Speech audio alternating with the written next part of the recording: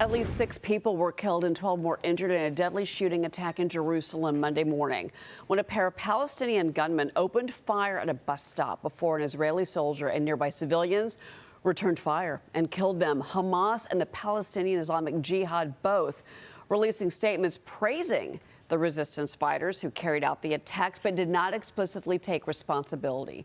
White House Special Envoy Steve Witkoff recently sent a new ceasefire proposal to Hamas, including, quote, the release of all 48 remaining hostages in exchange for a ceasefire and the end of the Israeli operation to occupy Gaza.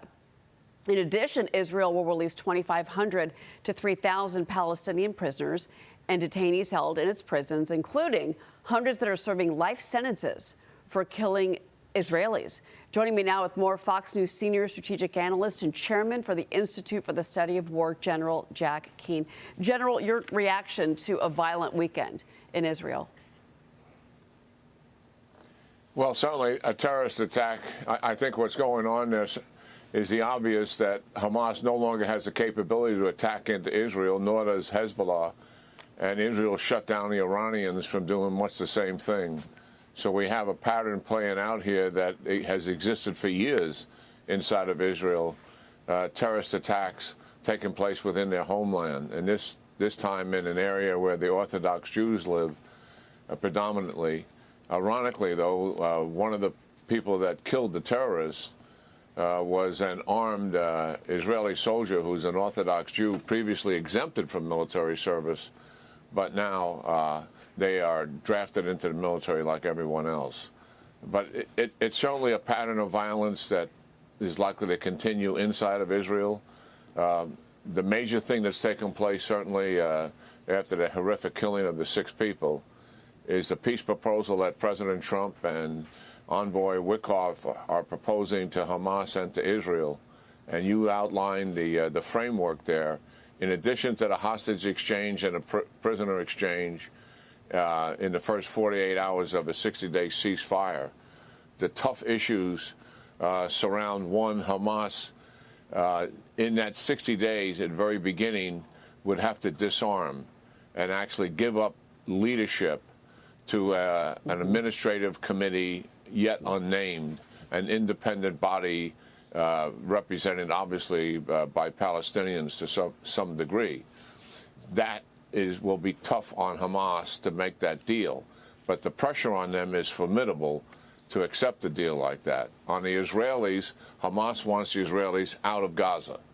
So those two issues, out of Gaza for the Israelis completely, and Hamas disarming, but also giving up leadership, I think those will be the tension points to whether we can get a deal or not. We've had similar frameworks as this before, Cheryl, as you're aware of and have reported on, and we have not been able to get a deal.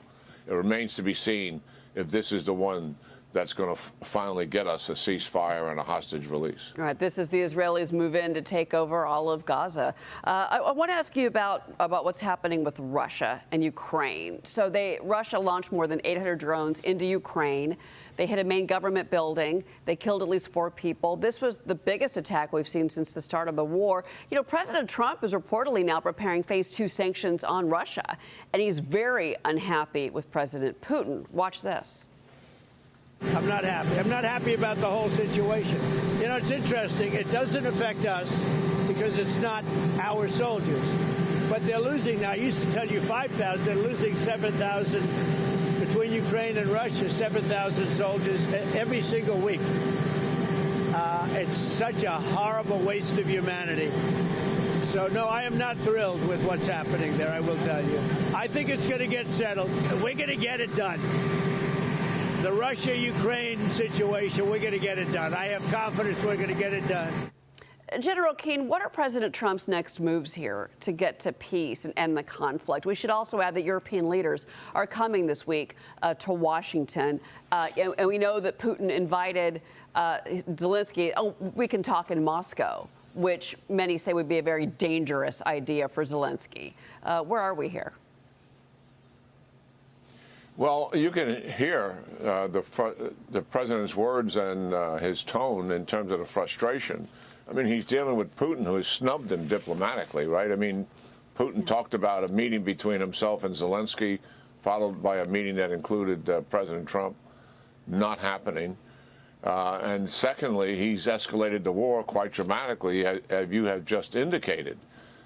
54 of those drones got through, by the way. It's remarkable they shot down as many as they did, the Ukrainians, and 9 of those missiles got through, and it hit in 33 different locations spread out around Ukraine. So this escalation of the war is not against the military in Ukraine. It is against the people in Ukraine. Why? To break their will and put pressure on Zelensky to make major concessions in a deal. The people are steadfast in their support of wanting a peace agreement, but not at their expense, not in handing Russia a victory on paper. They want no part of that. So their will is being demonstrated here. And, you know, war is fundamentally a test of wills. And that's what we're coming down here. And the president is rising to this occasion, it seems, out of frustration. He's given Putin as much rope as anybody could possibly give. And you know where Putin is, escalating the war and snubbing the president. And I think it is time to lower the hammer here in terms of sanctions. I think what the president wants with the European leaders coming in is their commitment, their complete commitment, along with what he will do to stop buying Russian oil, which they're doing right now as we speak, every single day.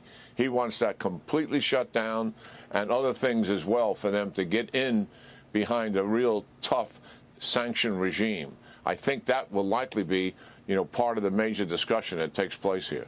General, before you go, I've only got about 30 seconds with you, but there's a report now crossing from the Wall Street Journal that Israel has just ordered all residents to leave Gaza City tonight. And the military says it's too dangerous to remain. Troops are pushing in. Is this the final push by Israel?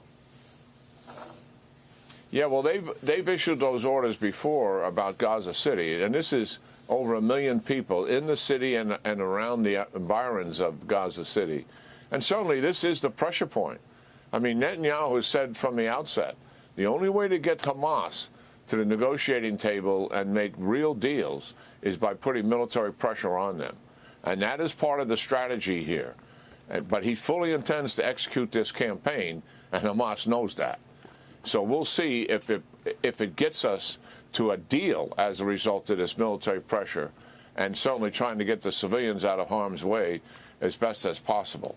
That's where we are right here, and the next few days will tell us whether we're going to get a deal or whether we're going to get more war. Okay. General Jack Keane, it's always a pleasure to speak with you. Thank you so much for joining us this morning. Really appreciate it. Yeah, great talking to you, Cheryl. All right.